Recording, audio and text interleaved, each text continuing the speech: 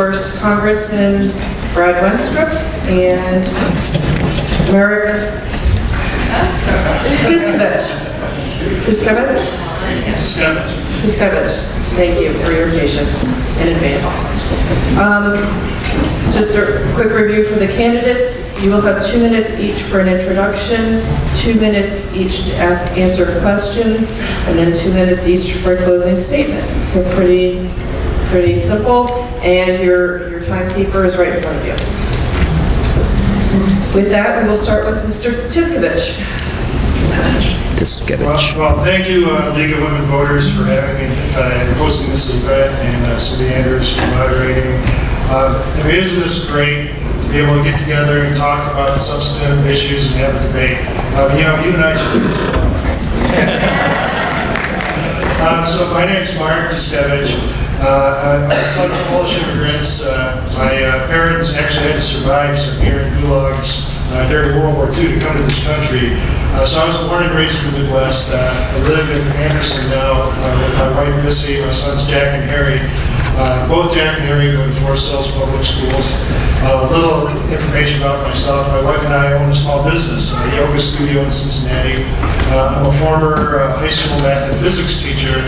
And I did that for a few years before discovering the actuarial profession. And if you don't know what an actuary is, we use math and science to predict what things are going to cost in the future, which, if you think about it, is a pretty good skill to have in Congress, where we control the purse strings of the country. So I'm a particular type of actuary. I'm a public sector actuary, which means I've worked with elected Democrats and Republicans across the country for the last 24 years, helping them understand and fund their pension and health obligations, the governmental obligations. And one thing I learned is both sides of the aisle respect an actuary. Because we're about facts, not partisan politics. And that's why I'm running. We need more people like me who put the country about politics, who come up with real solutions. And I hope we'll talk about some of these real solutions today. I have some on my website, electintegrity.com. We talk about how to fund the Highway Trust Fund and create jobs throughout our district. So if we don't get to that today, please check out my website. And I look forward to having this conversation with you. Thank you. Thank you very much, Mr. Wenstrup. Well, thank you very much, Cindy, and I appreciate you being here tonight, taking time from your schedule, and the League of Women Voters for putting this on, and certainly for all of you in the audience for being here. It's good to be here at UC, Clermont. I am a UC graduate, and I'm born and raised in Cincinnati. I've lived my entire life in the greater Cincinnati area, except for the time that I was doing my medical training as a podiatrist in Chicago, doing both my schooling and residency there. My wife, Marek, and I have been married for about 2.5 years. We have a 10-month-old son, and he is keeping us plenty busy, that's for sure. So sometimes people will ask, why did I ever run for Congress? And it isn't something that I necessarily planned on. I knew throughout my life I wanted to become a doctor, and I did. And in 1998, after seeing our country under attack time and time again, I decided to join the Army Reserve in the case that there was a necessity to have to serve. I got that opportunity. I served in Iraq from 05 to 06 as chief of surgery for Combat Support Hospital. And I came back and I started giving talks about the tour and about heroes and about service, and people said, you ought to run for office. And I gave that some thought over time. And I thought, how many people are in Congress that have ever run a business? I started with my own practice and then joined Wellington Orthopedics. How many people have been in Congress who have been in healthcare and actually seen patients? And how many people have served in the military? And there are many people in Congress making decisions every day on these types of things.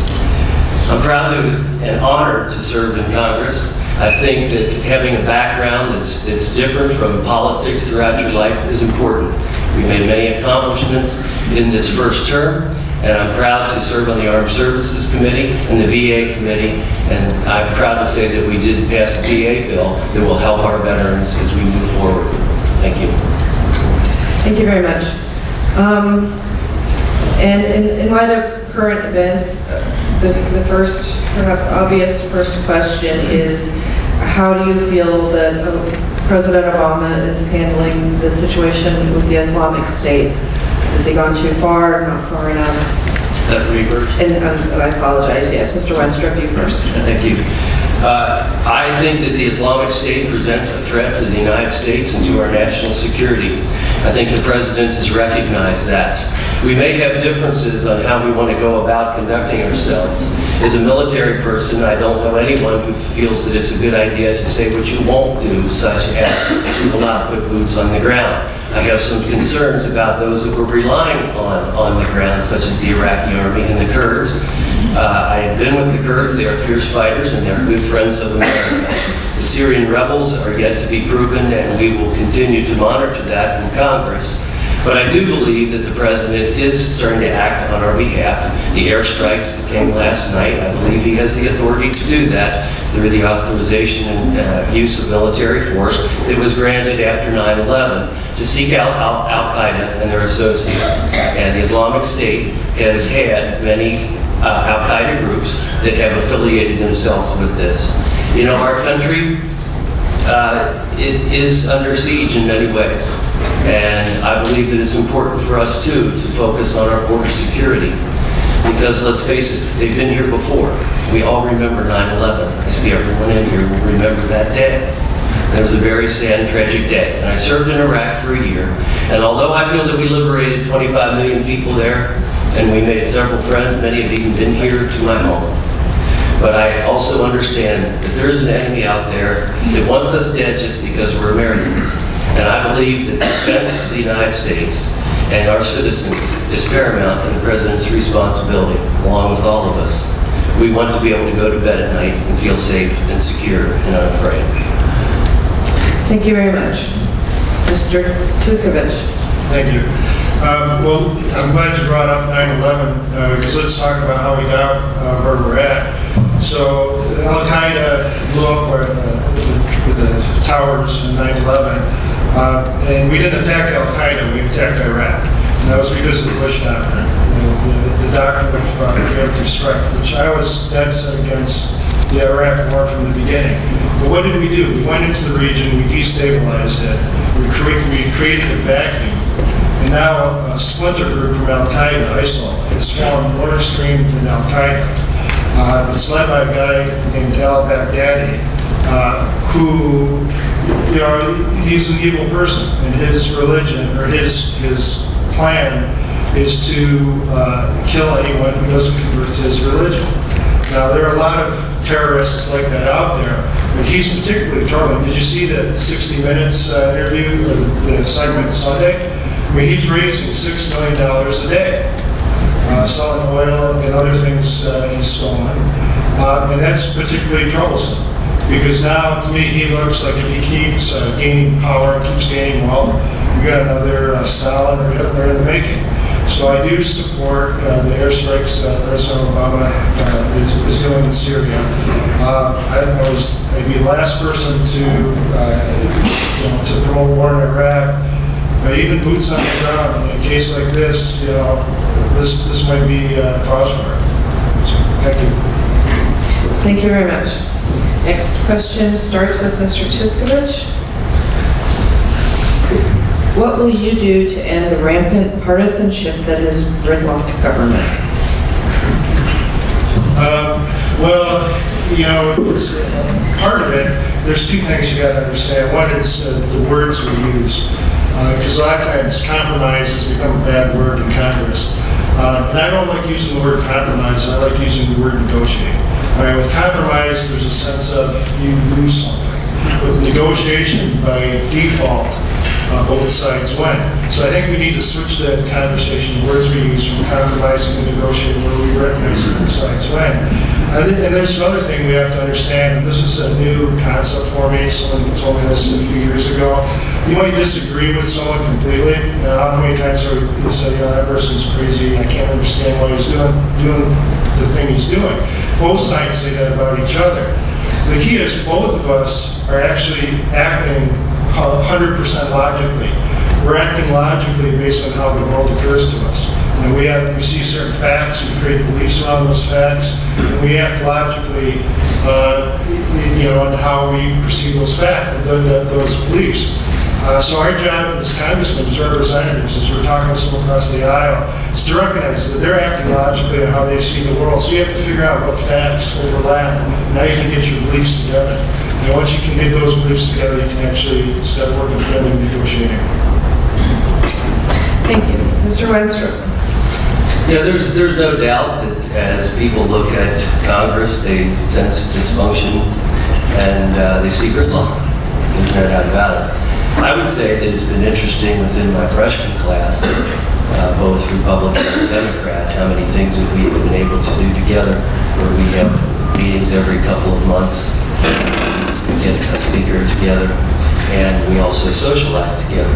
And I think that that's one of the keys sometimes, is if you actually spend time with each other, looking at each other and hearing each other out, you can get somewhere. There's differences of opinion, there's no doubt about it. Some are very strong, but often you can find common ground. It's difficult right now as the House has passed, just in this particular session, 113th Congress, over 360 bills that the Senate hasn't taken up. Now, I grant you, there's some that the Senate had passed that the House has not taken up. But we need to return to regular order, and we have to demand that.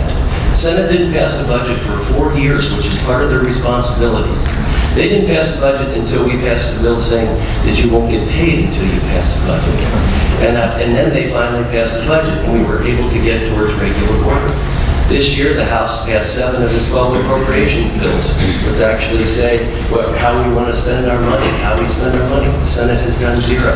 So it makes it very difficult when one part of Congress is enacting. But I can tell you there's times when we come together. And the VA bill is a classic example. We came together very well in the House of Representatives, and then I was one of the conferees with the Senate, and we passed a bill that's going to help our veterans move forward. National Defense Authorization Act in the House, 68 members voted in committee, bipartisan, unanimously to pass that bill. It does happen, it just doesn't usually make the news. Thank you. And Mr. Wenstrup, this next question starts with you.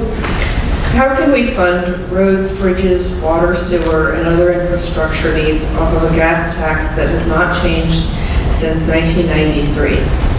Can we create a variation of the Transition-era WPA or CCC in order to build our country's infrastructure and employ more people? Well, the transportation and infrastructure mechanics in the United States is in trouble right now. There's no doubt about it. And these things are important to all of us, for our businesses, for our daily lives. And we were able to pass funding, albeit it was in a slick move to some degree with pensions. We agreed that that should not be the way to do it, but we did keep our work going through the summer, and we need to come up with a long-term plan.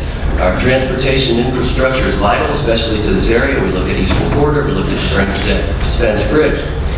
But there are ways that we can increase our funding. The gas tax isn't cutting it. There's many people driving cars that don't use gas and using our roads.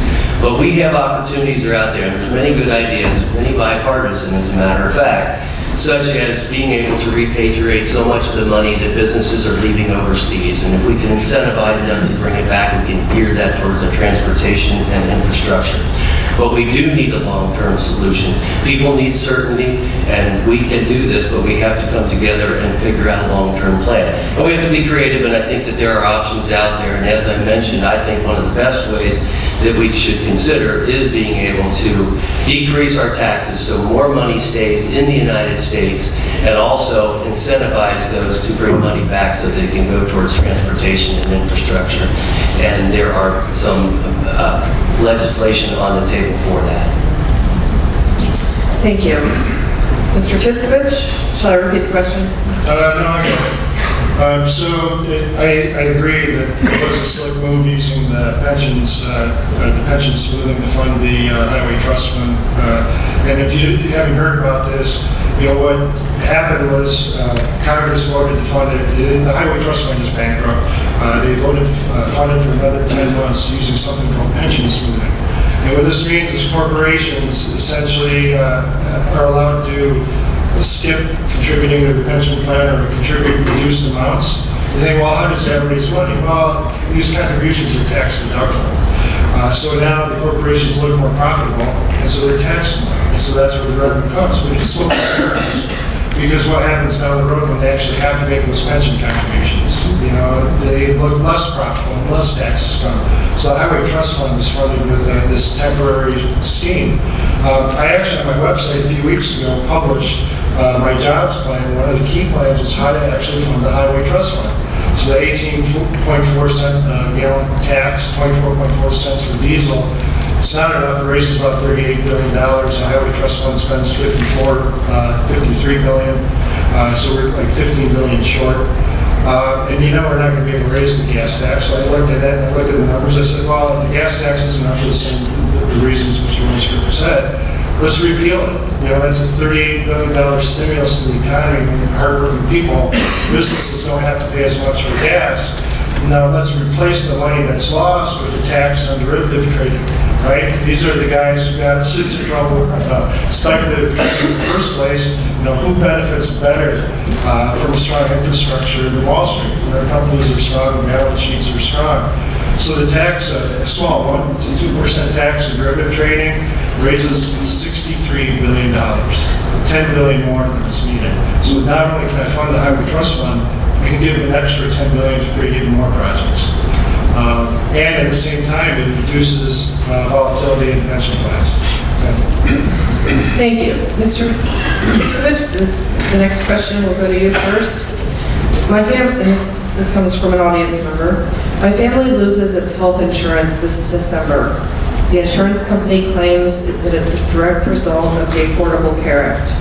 Where do you stand on Obamacare, and what would you do to stop my family from losing our health insurance? Well, my whole family is actually covered under the Affordable Care Act. I signed up through the healthcare.gov, and you got to remember what the purpose of the Affordable Care Act is. Its main purpose was to be able to provide quality, low-cost health care for people with pre-existing conditions who couldn't normally afford health care. Now, that's an important thing to have. Imagine having a child, and 2 years after the child's born, discover a child has autism, pre-existing condition, not covered. That's how it was before the Affordable Care Act. We can't go back.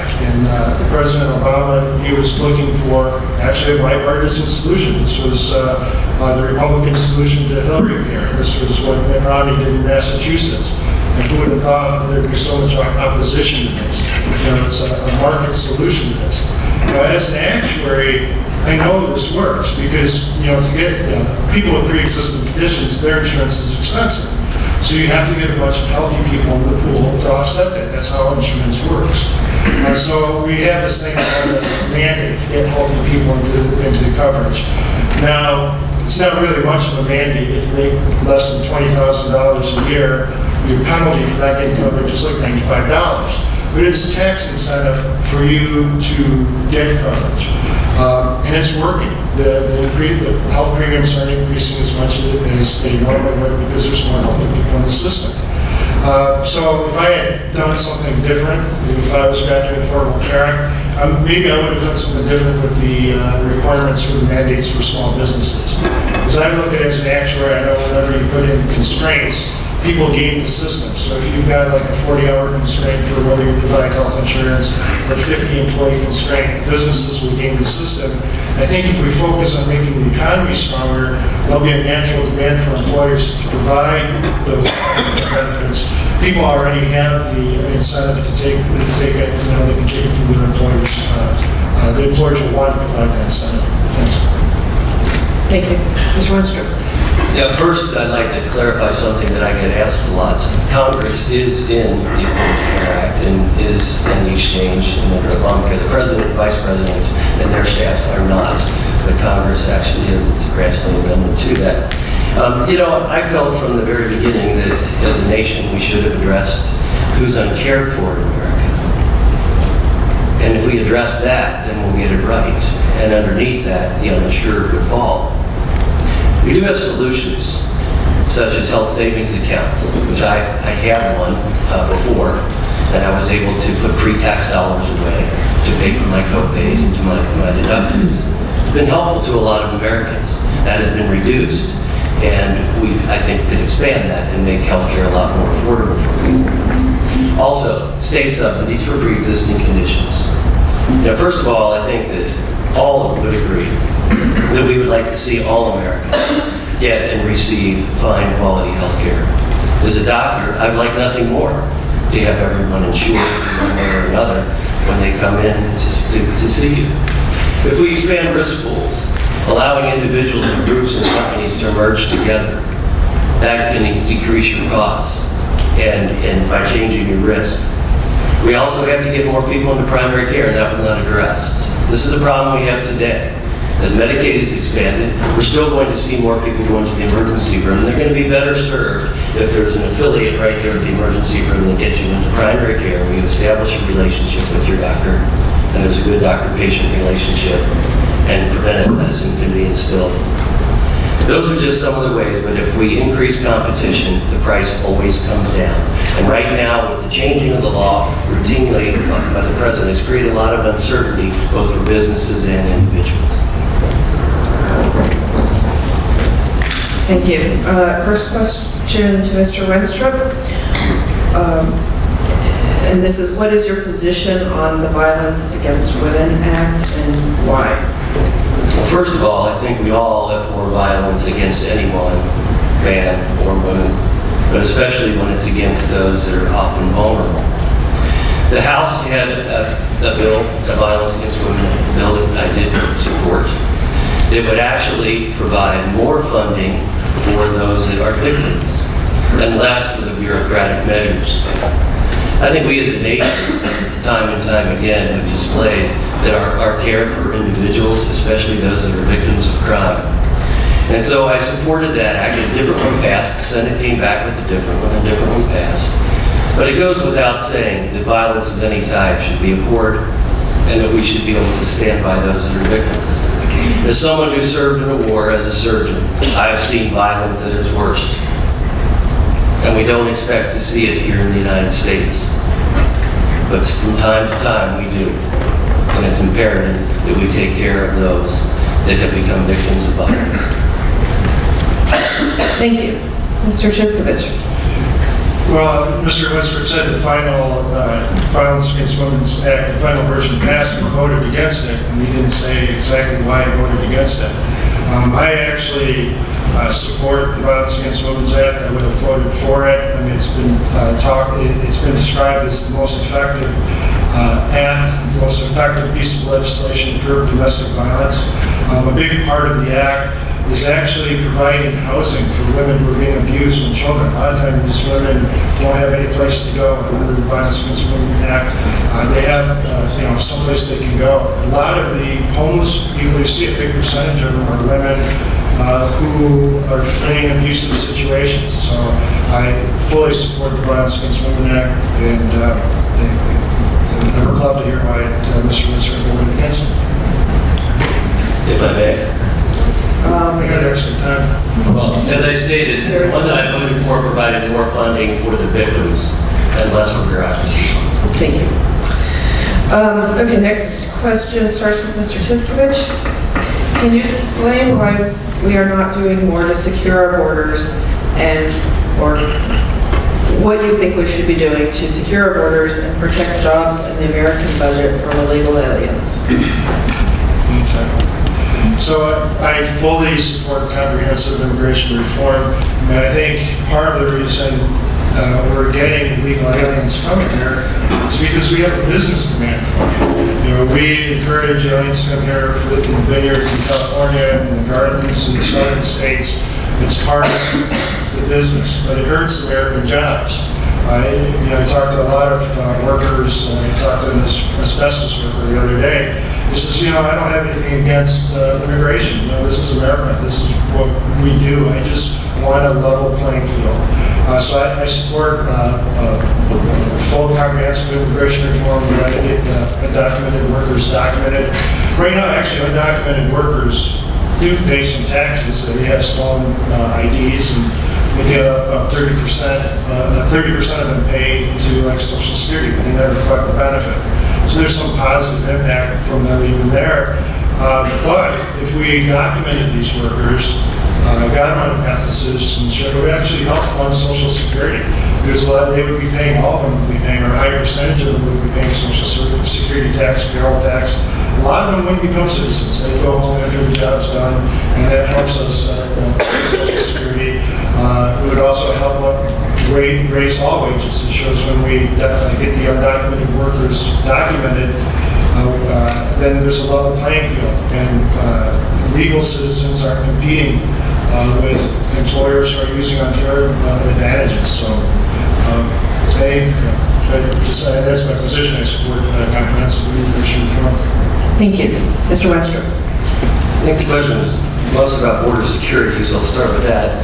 And the House of Representatives, before the August break, we passed a border security bill. We actually stayed a couple of days longer to pass that bill.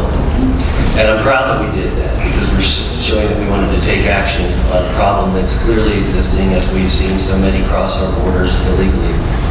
The Senate did not take up the issue on border security, and so therefore nothing has taken place. But we have three good reasons to want national security want border security for our country, and one is national security. I think that people are recognizing the threat that exists in the world, the threats that are coming our way, and it's imperative that we make our borders secure. The other problem that we have in Southern Ohio is a severe drug problem. And we have people on heroin in large numbers. And we can talk about that at great lengths, but when I talk to the sheriffs and ask where it's coming from, they tell me it's all coming from the border, and not just the southern border. It's the southern and northern border. But also, if we ever expect to have a good, robust immigration system in America, we need to have border security, or we can't manage it. We've learned that lesson in 1986, when we did that before.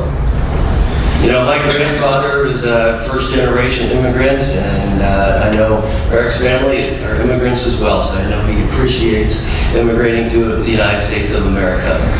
We have the paperwork from Ellis Island, and when my grandfather became a citizen. We want people that are coming to America that want to put the U.S. flag on the top of their flagpole. And when I was in Iraq, I was able to go to a ceremony that saw over 100 soldiers and Marines sworn in as U.S. citizens, people that put the flag on their sleeve and said, I'm willing to die for this country. This is the type of immigration system we want, and we can't proceed unless we get border security. Thank you very much.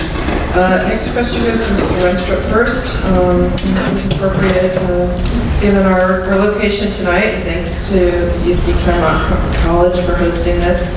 What is your view of the recent uprise in campus assault scandals and President Obama's It's On Us campaign? Well, this goes back to any type of violence, and we want our children to be able to go to school, our young adults to be able to go to school in safety.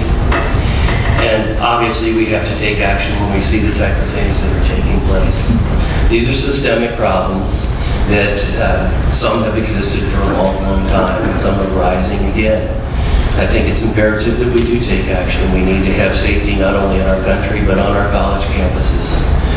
If we expect our kids to be able to achieve and to go on and do great things for this country, that it's important that this is there for us. And you see many things that have taken place over the years since the time I was in college, certainly, where they have phones around campus and unfortunately a need for more surveillance. You know, so I hope that we continue to take actions that will provide security for our students so that they know that they can proceed in a safe environment and flourish as Americans and go ahead with their futures. Thank you. Mr. Tyszkiewicz. Well, I agree with Mr. Wenstrup. I think we need to ensure that our students are safe and the campuses are safe. Violence Against Women's Act also actually includes some provisions to help train campus security and help prevent violence against women. So it's all kind of related. But yeah, it's obvious we need to have safe universities, safe learning environments. And we also have to, not only do they have to be safe, they have to be affordable. So I'm getting some questions on that too. Thank you for the brief answer. Gives us time for all that many more questions. Next one starts with you. What are your thoughts on inversion? Of course, the practice of U.S. companies moving offshore to avoid taxes, and do you think this practice should be stopped, and if so, how? That was for me. Yeah, no, so this tax inversions, right now corporations, the way the tax code is structured, they don't have to pay taxes on earnings overseas. So we're incentivizing them to move their headquarters overseas. And what they'll do a lot of times is buy another company, a smaller, tiny company, and all of a sudden now that they own the smaller company, they move their headquarters to the smaller company. They're an overseas corporation now, and a lot of their taxes go away. So there's a proposal out there that I favor. It's revamping how taxes are calculated for corporations. It's based on the percentage of sales in the U.S. So instead of basing it on income, based on income on the percentage of sales that occurs in the U.S. So that completely eliminates the incentive for the corporations to move, and it treats all corporations, whether they're U.S.-based or foreign-based, the same way. It actually shown to raise, I think, hundreds of millions of extra tax dollars by using this method. Thank you very much, Mr. Wenstrup. Yeah, I think it's an unfortunate situation when we see that happening, when we see companies feeling that they're incentivized to move out of the United States. You know, we have obviously one of the most robust economies in the world. We have a fantastic workforce here in the United States of America, so it's unfortunate when we see that happen. But it gives us the indication all the more that we need to have tax reform. It's a competitive world out there right now. And when there are opportunities in a world that's gotten smaller and smaller for your business to thrive in another place, that tends to happen. I don't like to see it happen. As an American patriot, I think that we're the best in the world, and I bleed USA.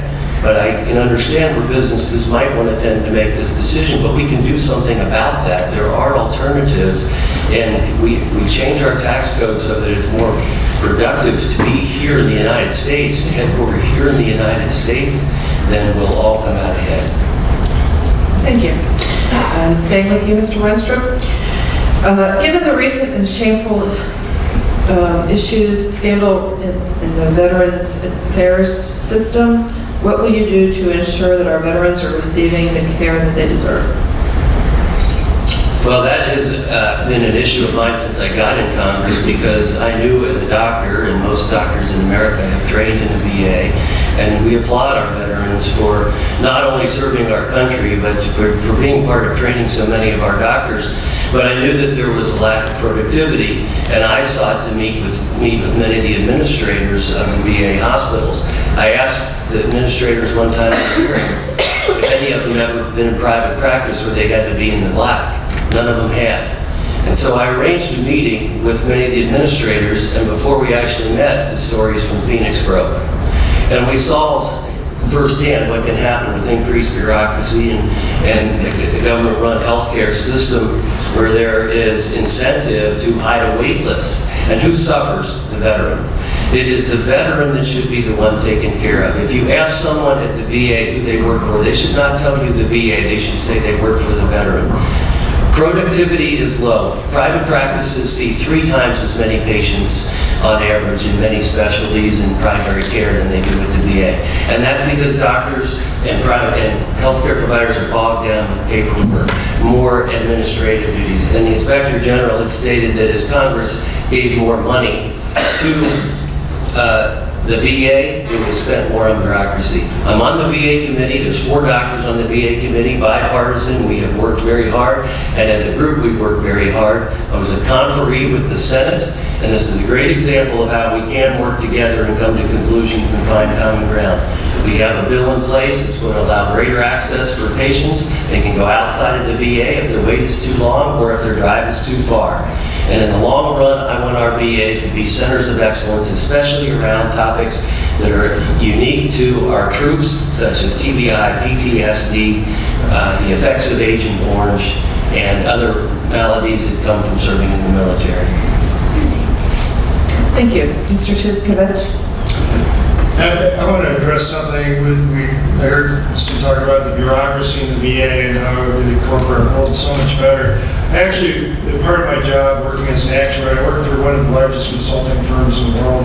I was in charge of their national public sector business in the U.S., 17,000 employees, largest employer of actuaries in the country at the time.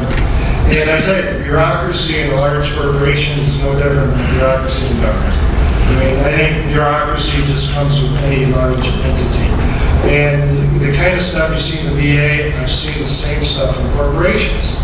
You know, in the corporations, you know, CEOs get their bonuses based on performance. During the year, all of a sudden, the rules change on how they're evaluated. So they always end up getting their bonuses at the end, you know. And so in the VA, with the wait list, you saw that same kind of thing come down from senior management.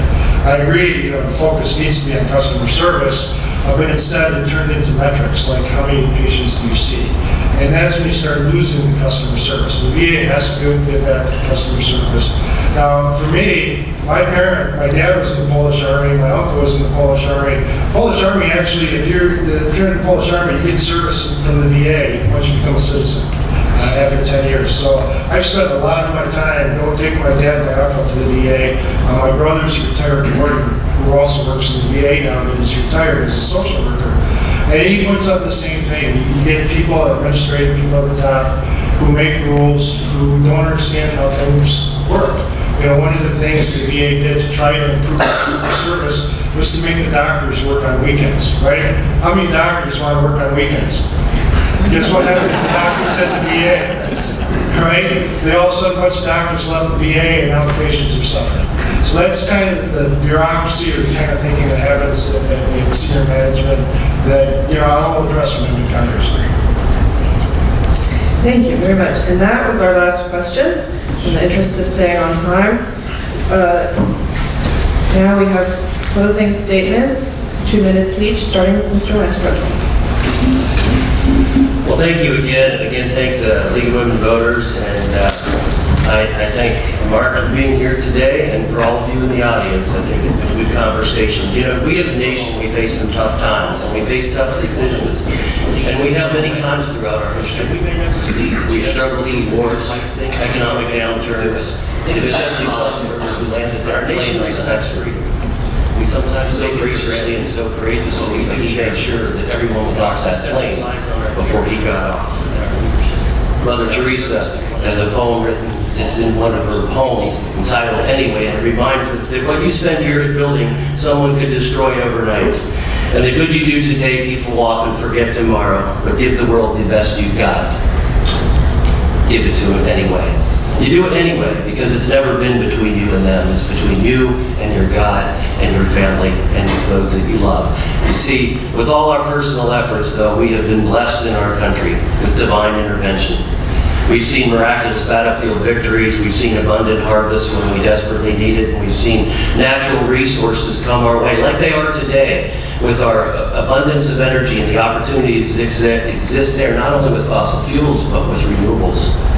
God shed his grace on thee and all of us. We drive on as the history and character of the United States is too great to be led down a path of irrelevance. So as we move forward, we have to choose our battles wisely. Thank you. Thank you. Mr. Tyszkiewicz. You get Mr. T works too.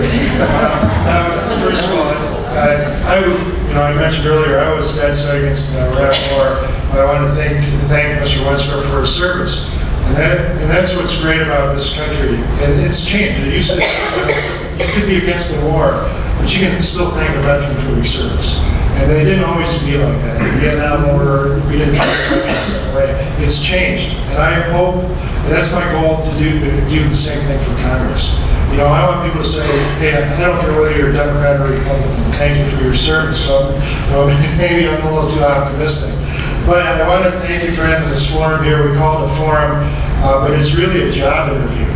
So here's my resume for your consideration. You know, I'm a public sector actuary, worked with elected Democrats and Republicans for 24 years. I'm a former corporate executive, owned a small business with my wife, and I'm a former teacher. You know, so I'm a fiscally responsible actuary who believes in small government in our private lives, and I think that's where 90% of the country is at. So on November 4th, you know, please vote for Marek Tyszkiewicz. You know, just look for the T followed by a bunch of consonants. Thank you both so much, and Mr. T especially. I mean, everybody now knows why I do writing and I don't do radio. I apologize.